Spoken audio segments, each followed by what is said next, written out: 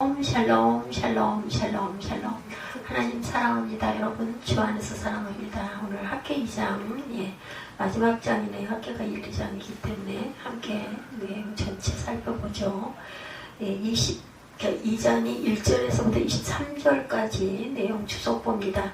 하나님께서는 이스라엘의 부정한 과거의 죄악에 대해서 말씀하시면서 그로 인해서 임하였던 재앙을 기억할 것을 명령하세요. 학계 2장 여기 성경에도 보면 야훼 말씀이 선지자 학계에게 임하니라 1절이죠. 다리오 2년 6월 1일입니다. 다리오 2년 6월 1일 학계 1절에 증거하고 있어요. 다리오 2년 7월 21일 또한 1절이죠. 다리오 2년 9월 24일 10절 모두 3번에 걸쳐서 선지자 학계에게 야훼 말씀이 임하게 됩니다. 1장 1절 보고 2장 1절 보죠.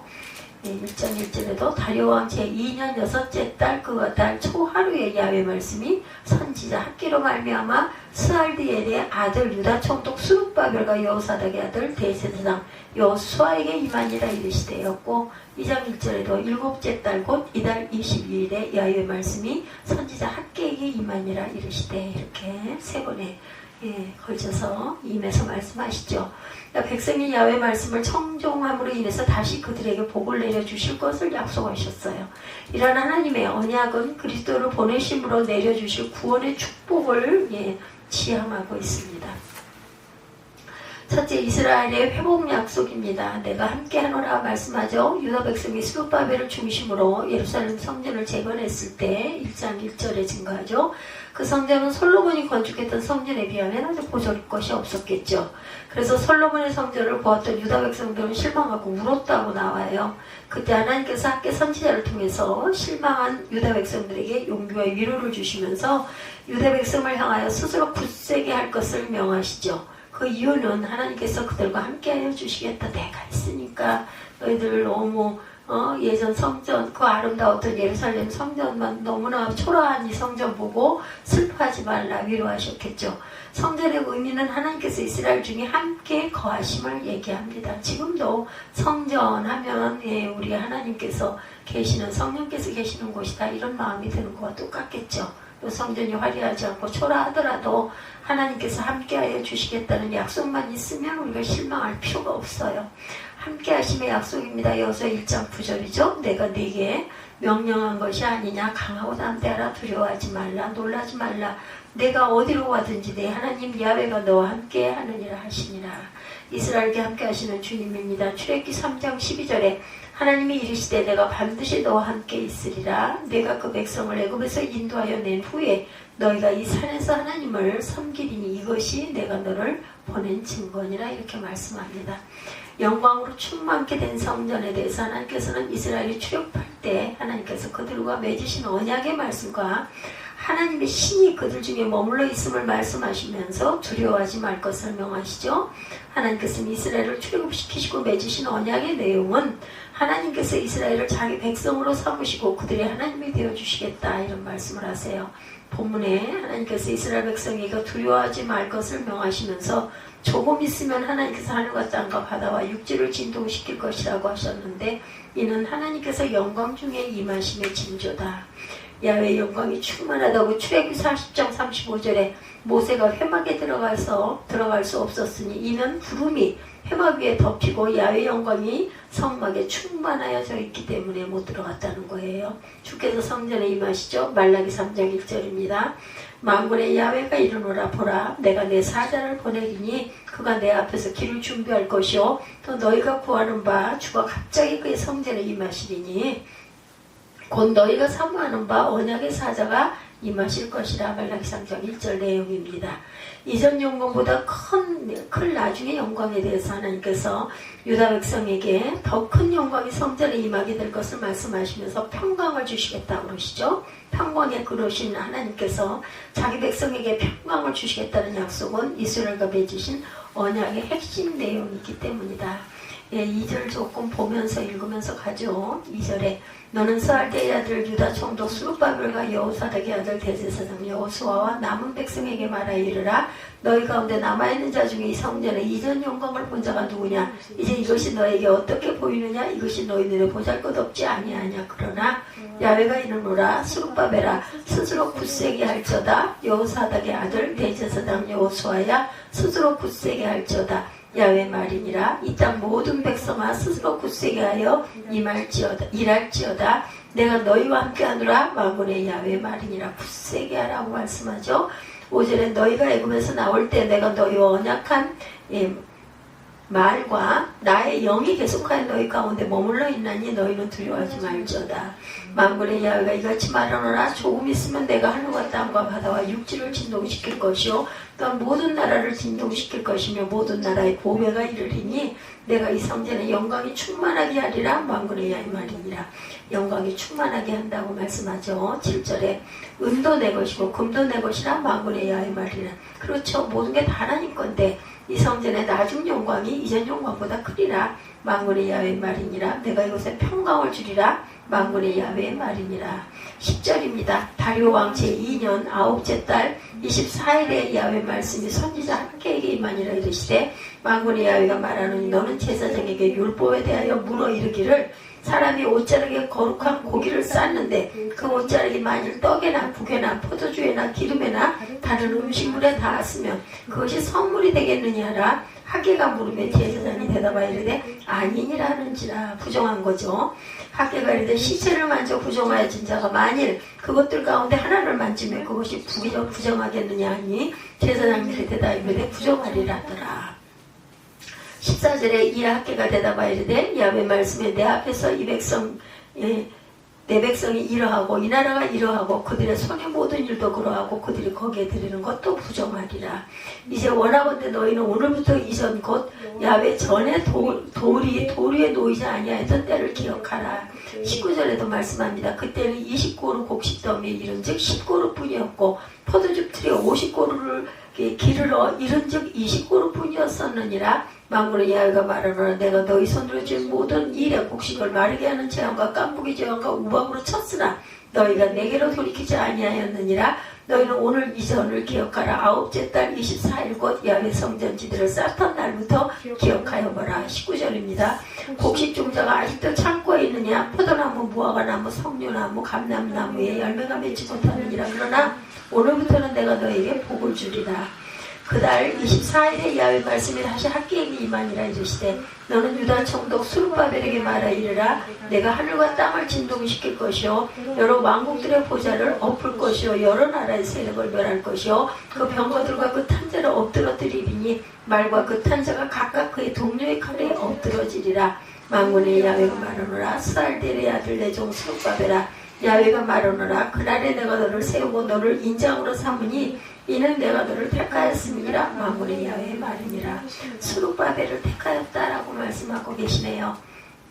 그래서 이러한 약속은 그리스도 안에서 주시는 구원의 결과로 성취가 됩니다. 그리스도의 구속으로 말미암아 죄인이 하나님과 평화를 누리게 되었고 또한 그리스도 안에서 형제들 간의 사랑과 평화를 나누게 되었다. 영광이 넘치는 의의 직분입니다. 고린도후서 3장 9절 정죄의 직분도 영광이 있은즉 의의 직분도 영광이 더욱 넘치니라. 만국에 전파되는 영광 디모데전서 3장 16절이죠. 크고 크도다 경건의 비밀이요 그렇지 않다는 이 없도다. 그는 육신으로 나타남 받으시고 영으로 의롭다 하심을 받으시고 천사들에게 보이시고 만국에서 전파되시고 세상에서 얻음 받으시고 영광 가운데 올려지셨느니라. 이렇게 말씀하고 있어요. 그래서 구약을 읽다 보면 신약의 이런 연결고리가 다 보이고 보면서 은혜를 받다 보면 구약과 신약은 한 쌍이다라는 생각이 듭니다. 열쇠이기도 합니다. 이스라엘의 죄악과 회복에 대해서 제사장을 향한 질문이 나오죠. 하나님께서는 학개 선지자에게 이르시기를 제사장의 율법에 대하여 물으라 하죠. 그 질문의 내용은 거룩에 관한 것이었고 사람이 옷자락에 거룩한 고기를 쌓는데 그 옷자락이 만일 떡에나 국에나 포도주에나 기름에나 다른 식물에 닿은 것이 선물이 되겠느냐. 학개가 하나님의 말씀을 쫓아 제사장들에게 묻자 그들은 아니라고 분명히 대답을 하죠. 거룩한 것은 아니다. 이는 거룩한 것에 닿는다고 부정한 것이 거룩하게 변하는 것이 아님을 의미합니다. 학계가 하나님의 명을 받아 제사장들에게 던진 두 번째 질문, 시체를 만져 부정하여진 자가 만일 그들 중에 하나를 만지는 것이 부정하겠느냐.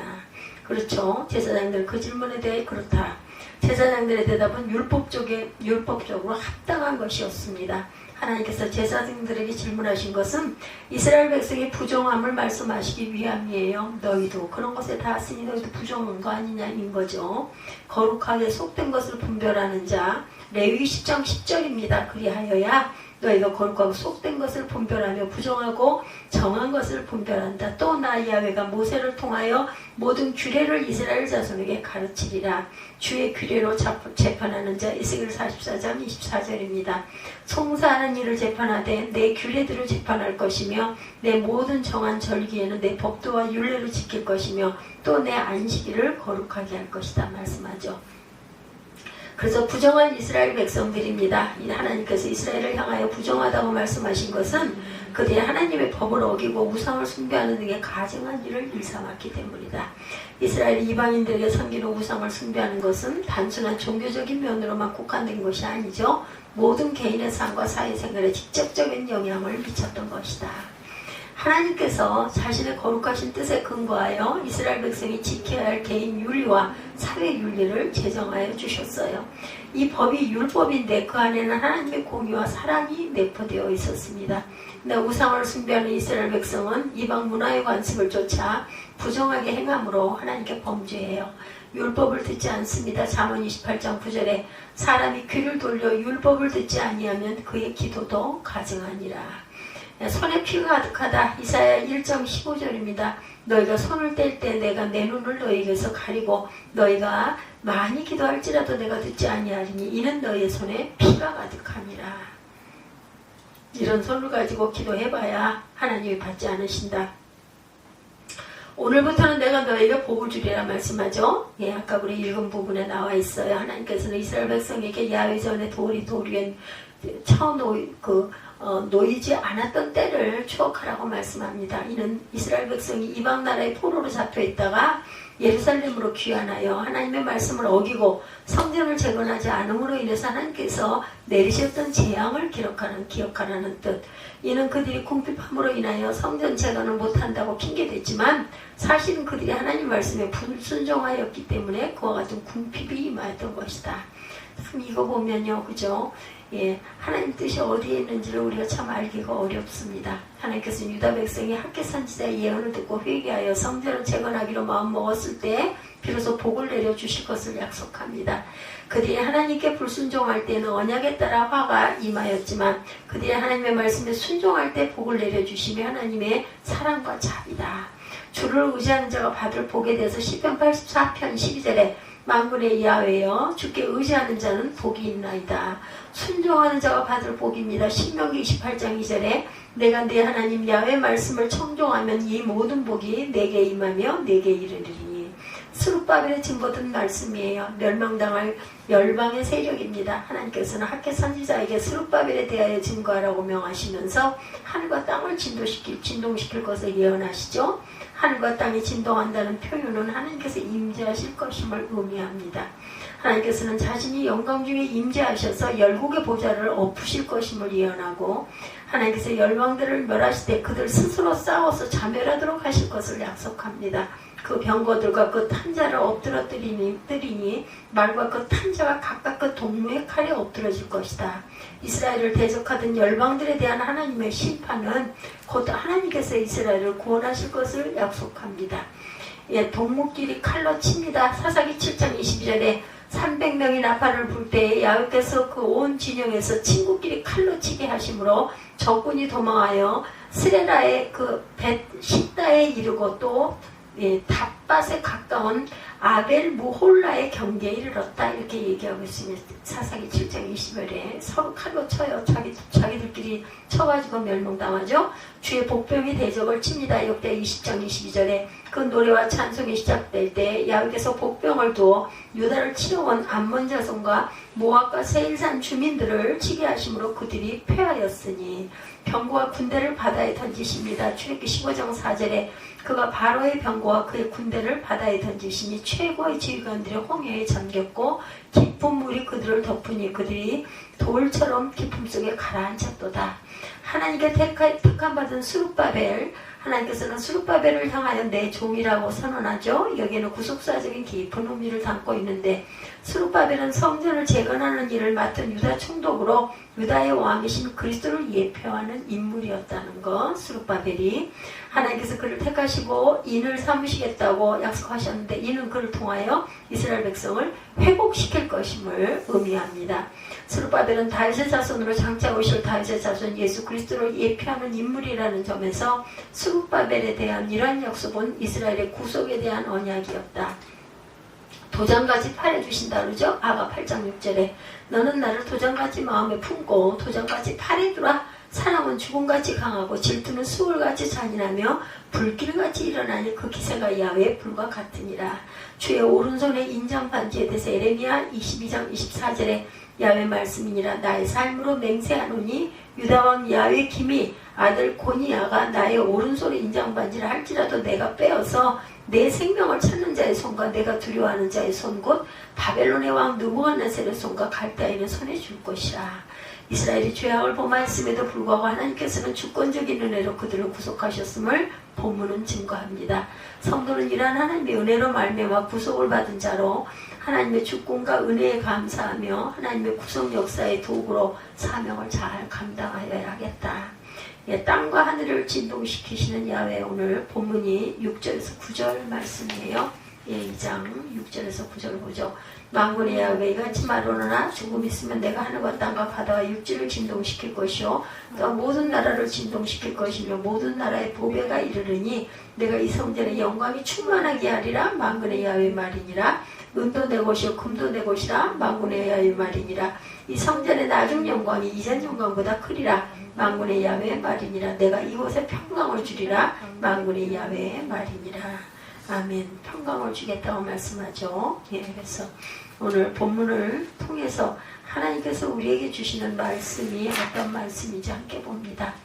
예, 말씀을 통해서 성전 재건을 시작한 이들을 위로하시는 하나님을 만났어요. 1장에서 그죠? 성전 재건이 시작되었지만 과거 솔로몬 성전의 영광을 본 노인들이 있었고 이들은 성전 기초를 닦을 때 통곡을 합니다. 왜? 너무나 초라해가지고 예루살렘 성전을 지었던 노인들이 있었기 때문에 새롭게 짓는 성전이 너무나 초라했고 그것을 바라보는 노인들의 마음에는 우리가 어쩌다 일이 되었는가 하는 회환이 일어났기 때문이다. 이것도 감사해야 되는데 그렇게 될 수 있죠. 그죠? 무슨 성전이 이래? 이런 생각 안 들겠어요? 하지만 하나님께서는 이러한 일의 마음을 읽으시고 그들에게 위로를 주세요. 학개서의 말씀은 나태를 딛고 새롭게 일어서는 주의 백성들에게 주시는 하나님의 따뜻한 위로였어요. 오늘 말씀 역시 5절까지 위로의 말씀이 이어 계속된 하나님의 위로. 그러나 5절까지의 말씀에서의 위로는 내가 너희와 함께 있지 않느냐라는 위로였고 6절부터 시작되는 위로는 앞으로 하나님께서 행하실 일을 말씀하시죠. 백성들을 위로하시는 것이라고 할 수 있습니다. 이것 또한 조금 종류가 다르지만 5절까지의 말씀은 현재 진행형인 위로의 말씀이셨다면 6절부터는 미래, 다가올 위로라고 할 수 있는 말씀입니다. 사람들은 종종 자신들이 행하고 있는 일이 어떤 가치로운 일일 때 그것으로 인해 큰 힘을 얻곤 합니다. 지금 당장 어려움이 있다고 할지라도 이 땀을 흘리고 있는 것이 장래에는 아주 값진 일이 될 수 있다는 것을 알고 있을 때 거기에서 힘이 나오죠. 내가 이렇게 고생하고 이렇게 터전을 잘 닦고 나면 나중에 잘 갈 거야. 이런 어떤 보람이 있어야 열심히 일할 수가 있는 거죠. 6절부터의 말씀은 바로 이런 종류의 위로라고 할 수가 있다. 지금 하나님께서는 그들과 함께 계시는 것도 위로지만 자신들이 하는 이 성전 재건의 일을 통해서 앞으로 하나님께서 무엇을 이루실지를 말씀하신 것을 통해 하나님은 자기 백성들을 이렇게 거꾸로 위로하세요. 이 위로에 한번 동참해보죠. 히브리서 12장의 진동에 대해서 세상을 흔드시는 하나님. 먼저 오늘 시작이 되는 말씀 6절 같이 보죠. 나만군의 야훼가 말하노라. 조금 있으면 내가 하늘과 땅과 바다와 육지를 진동시킬 것이요 또한 만국을 진동시킬 것이다. 이 진동이라는 말이에요. 하나님께서 이스라엘에게 이제 곧 하실 일이라고 말씀하신 것은 다름 아닌 세상의 진동시킨다는 것은 흔들리는 거죠. 떨리는 것입니다. 그것을 진동이라고 하죠. 그래서 말하자면 하나님께서 장차 주실 위로는 이 진동과 관계가 있다. 하나님은 세상에 진동케 하실 사실을 말씀하시면서 그것을 통해서 우리에게 위로를 주시려고 하고 있어요. 세상이 진동하는 지 사람에게 무슨 위로가 되겠는가? 사실 세상이 진동하는 것 자체를 가지고는 이스라엘 백성들이 무슨 위로를 받을 수 있는지 불분명한데, 예를 들어 땅이 진동하는 것을 생각했을 때 그냥 지진이겠죠? 땅 진동하는 거, 지진이 우리를 두렵가는 것은 사실이지만 지진이 일어난다고 해서 사람들이 위로를 받는 것은 절대로 아니에요. 그죠?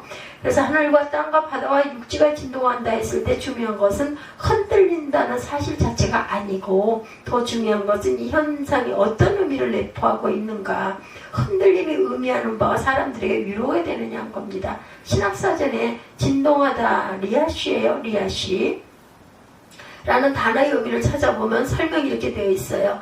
예, 리아시인데요. 라시는 대부분의 문맥에서 물리적인 세계에 대한 하나님의 주권을 묘사한다고 합니다. 예, 거기에 사용되는데 하늘과 땅, 이방 나라들이 하나님에 의해 흔들릴 것이다, 이렇게 나와 있습니다. 학기 2장 6, 7절, 학기 2장 21절에 증거하죠. 2장이니까 21절 한 번 더 볼까요? 21절, 너는 유다 총독 스룹바벨에게 말하이라. 내가 하늘과 땅을 진동시킬 것이요. 똑같이 나오고 있죠. 예, 그래서 이방 나라들이 하나님에 흔들릴 것이다. 어떤 구절에서는 하늘이 떨며, 요엘 2장 10절, 땅이 진동한다고 언급합니다. 살아있는 피조물이 떨 것이라고 언급되죠. 에스겔 38장 20절에 말들이 하나님의 뜻에 따라 땅을 흔든다고 욥기 39장 20절에도 흔들림에 대해서 말하고 있습니다. 물리적인 세계에 대한 하나님의 주권을 묘사한다. 진동의 의미가 여러분들 이해가 되십니까? 성경에서 하나님의 땅과 하늘을 진동시킨다고 말씀한다면 그것은 그저 자연현상으로 지진을 말하려는 것이 아니라 하나님께서 세상을 흔드실 것이라고 말하는 것이다, 이렇게 이해를 해야 된다. 세상에 진동할 것이라는 말은 하나님께서 이 세상의 일에 개입하셔서 무언가 커다란 일을 이끄시겠다, 하나님께서 사람들이 깜짝 놀랄 만한 어떤 일을 만드시겠다, 이런 의미를 갖고 있어요. 그렇다면 오늘 말씀에 하나님께서 일으키시는 진동은 충분히 사람들에게 위로가 될 수 있다는 거죠. 왜냐하면 이들은 지금 자신들이 짓고 있는 성전이 초라한 것으로 인해 상심하고 있고, 따라서 그들에게 이 성전 짓는 일이 얼마나 크고 중대한지를 깨달을 필요가 있었기 때문에 이것을 아시는 하나님께서 그들의 마음을 살피시고, 너희가 지금 짓고 있는 성전이 초라하다고 상심하지 마라. 내가 이 성전 짓는 통해서 세상을 흔드는 일을 행할 것이다. 보아라. 조금만 있어 보거라. 그러면 내가 이 성전 짓는 일을 통해 하늘과 땅과 바다와 육지를 진동케 할 것이다. 6절의 말씀은 그런 뜻인 거죠. 구체적으로 무슨 일을 하겠다? 히브리서에서 그러면 이 말씀을 들은 우리에게는 궁금증이 생깁니다. 하나님께서 세상을 진동하시겠다는 것은 구체적으로 무슨 일을 행하시겠다는 것일까? 하나님은 어떤 일을 행하시길래 그것을 하늘과 땅에 모조리 진동한다, 그런 일을 하시는가? 이것을 단지 비유법으로 이것은 또 도무지 뜻이 잡히질 않아요.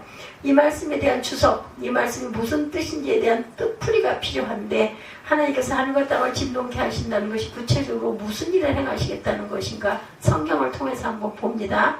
바로 이와 똑같은 말씀이 우리가 오늘 본문으로 택하여 읽은 히브리서 12장 말씀에도, 히브리서 12장 1절 26절 봅니다.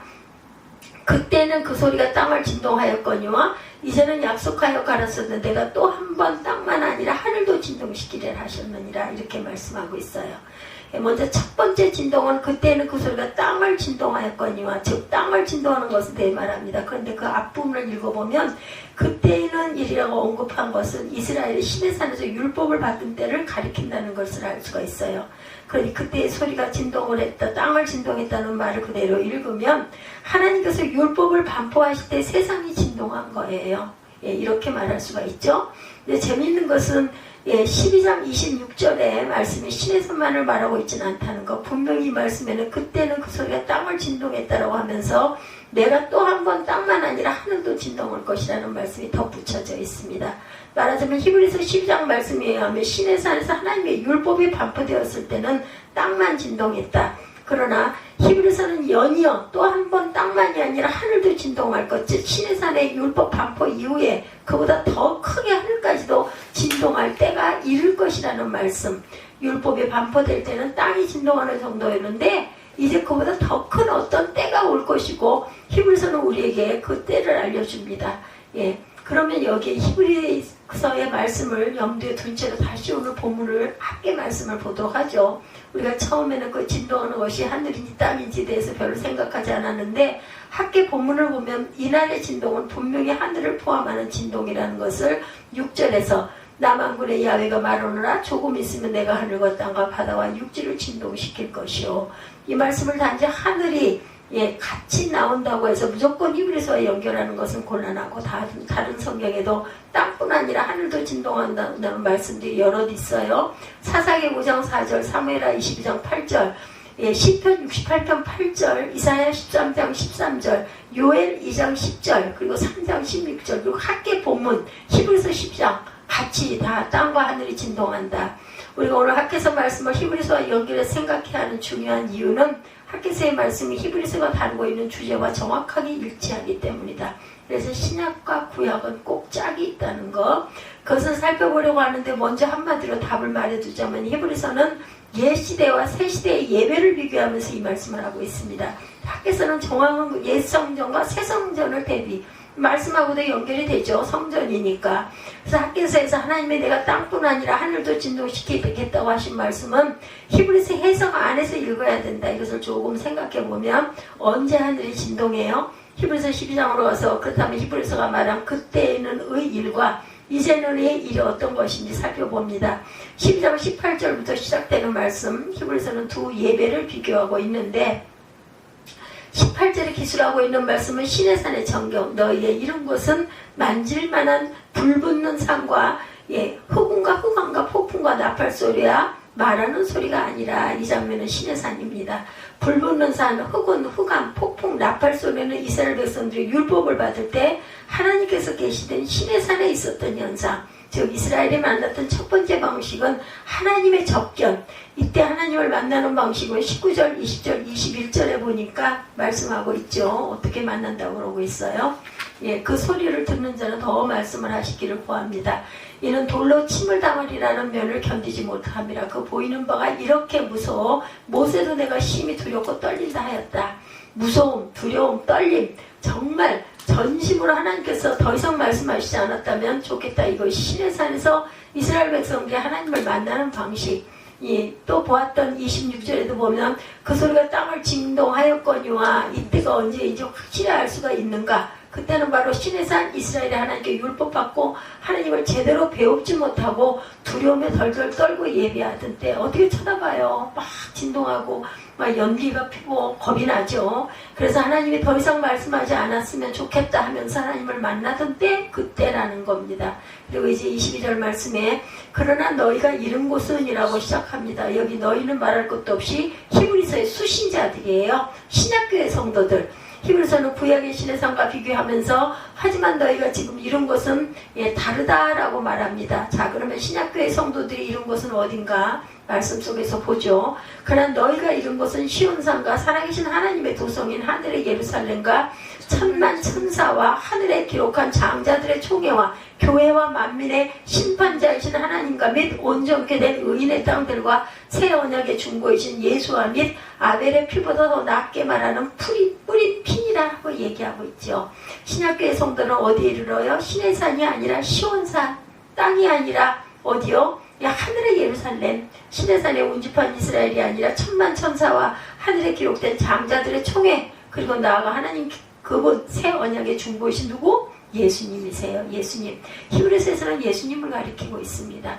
신학교의 성도들은 하나님을 친히 배웠어요. 시내산 아래 두려움으로 하나님을 만나던 때와는 달리 신학교의 성도들은 하늘에 친히 도달했고 하나님과 예수 그리스도를 친히 뵈면서 예배했다라고 증거합니다.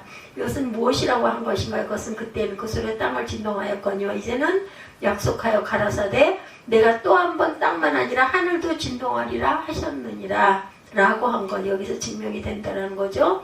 구약의 이스라엘이 시내산에서 만나던 것은 땅의 진동이요 신약에서 교회가 하나님을 하늘에서 배우는 것이 하늘까지 진동하는 것이라고 히브리서가 말씀하고 있다. 히브리서 12장에 참조하시기 바랍니다.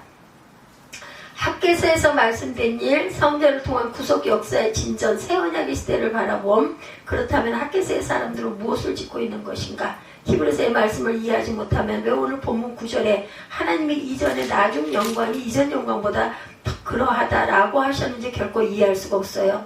왜냐하면 역사적 사실만으로 말하면 스룹바벨 성전이 솔로몬 성전보다 더 위대했던 적은 단 한 번도 없었다. 예, 역사상 학계 시대에 세웠던 이 성전이 결코 솔로몬 성전의 영광보다 단 한순간도 더 크지 않았다. 그럼에도 불구하고 왜 하나님께서는 이전 영광이 스룹바벨 성전이 이전 영광 솔로몬의 성전보다 더 크다고 하신 것일까? 집의 크기가 문제가 아니겠죠? 이들이 새로 짓게 되는 성전은 이전의 솔로몬 성전과는 전혀 다르게 이후에 오게 될 성전을 보여주는 역할을 하게 될 것이다. 옛 시대의 성전은 가고 새 시대의 성전이 오게 될 것이라고 보여주는데 이 성전이 사용됩니다. 그러므로 이들이 짓게 된 성전은 단순히 크기의 문제에 있어서 솔로몬 성전보다 더 위대해질 것이 아니고 전혀 다른 차원, 성전이 의미하고 있는 의미에 있어서 솔로몬 성전이 전혀 보여주지 못했던 것을 보여줄 것이다. 그런 점에서 스룹바벨 성전은 하나님께서 장차 이루실 놀라운 일을 비춰주는 방편이 되는 것이고, 따라서 이 성전을 건축하는 이들은 장차 오게 될 성전 때문에 기뻐해야 했다는 것. 이 장차 오게 될 성전이 뭐예요? 하나님의 옛 성전인 솔로몬 성전을 대체할 새 성전을 통해 무엇을 말씀하실까요? 예수 그리스도시겠죠? 그죠? 예.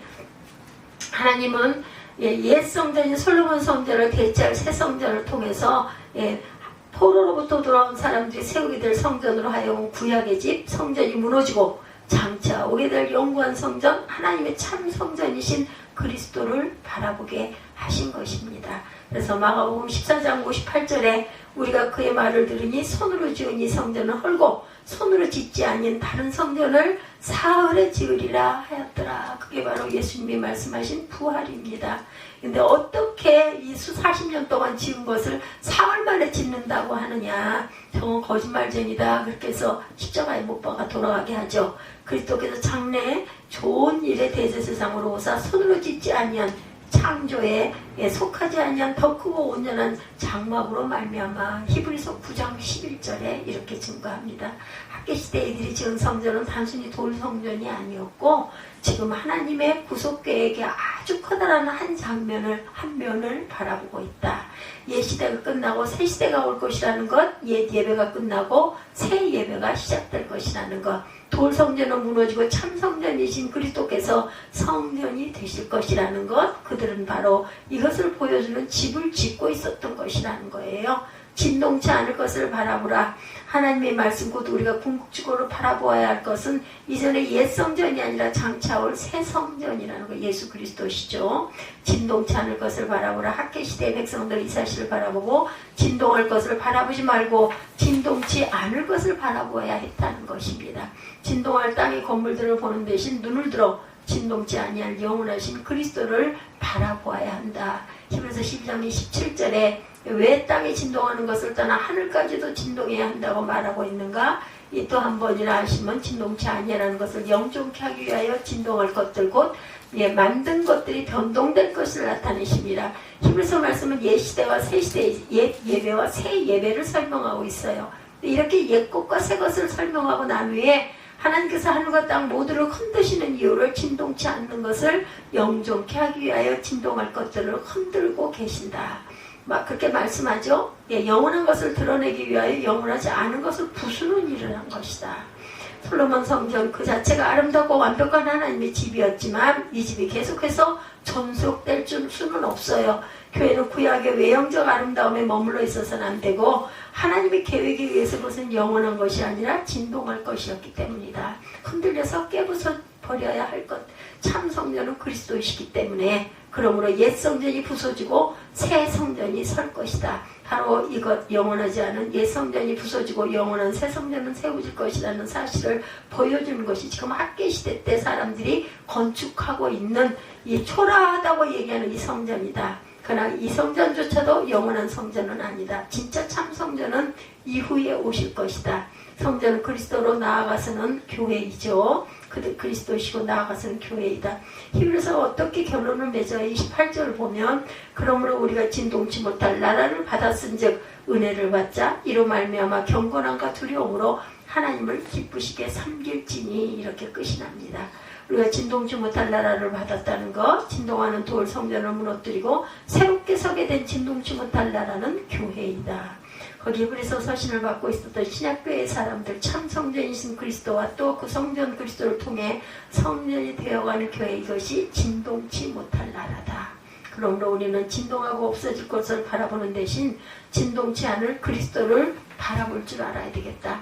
하나님은 진동치 못할 나라를 우리로 하여금 받게 하시기 위하여 진동하는 세상의 것들을 흔드시는 분이다. 우리는 말로는 돈도 의미 없다, 명예 권력도 의미 없다, 참된 복은 하늘에 있다, 이런 이야기를 많이 하는데, 그러나 진정한 의미에서 땅의 것, 위의 것들이 진동할 것이기 때문에 그것이 배설물이라고 바울이 말하죠. 우리에게도 진동치 못할 나라는 빛을 잃을 것이다.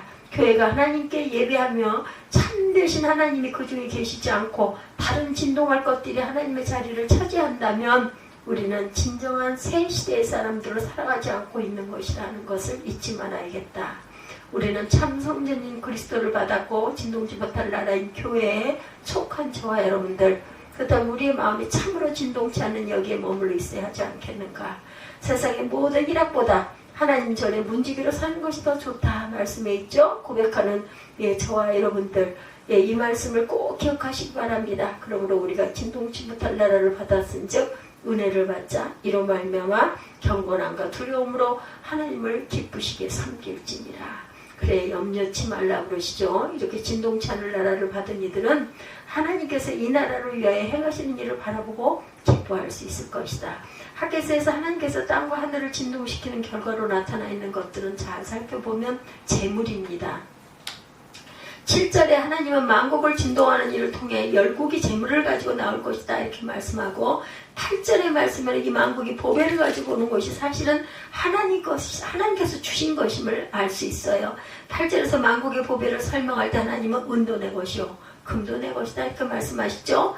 왜 하나님께서 굳이 이런 말씀을 하셨을까? 이건 아마도 학계시대 사람들이 자신들의 성전이 초라하다고 여긴 것이 철저하게 땅의 시각에서만 보았기 때문에 아마 그럴 것이다. 아마 저도 그랬을 것 같아요. 아주 기가 막혀요. 예루살렘 성전이 그렇게 아름다운데 이게 무슨 성전이야 이러지 않겠어요?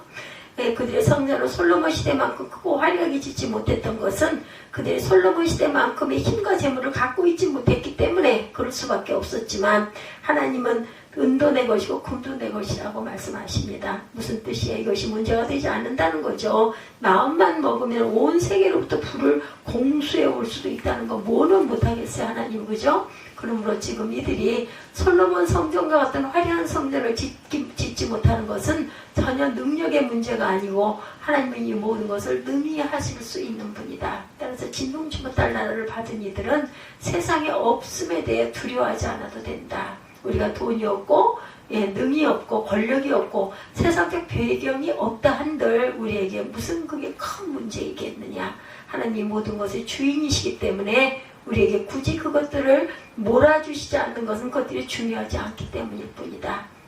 오히려 진동치 못할 나라를 받은 이들은 은과 금을 바라보는 대신에 이 성전에 가득 들을 찰 야훼의 영광을 바라보아야 했던 것이죠.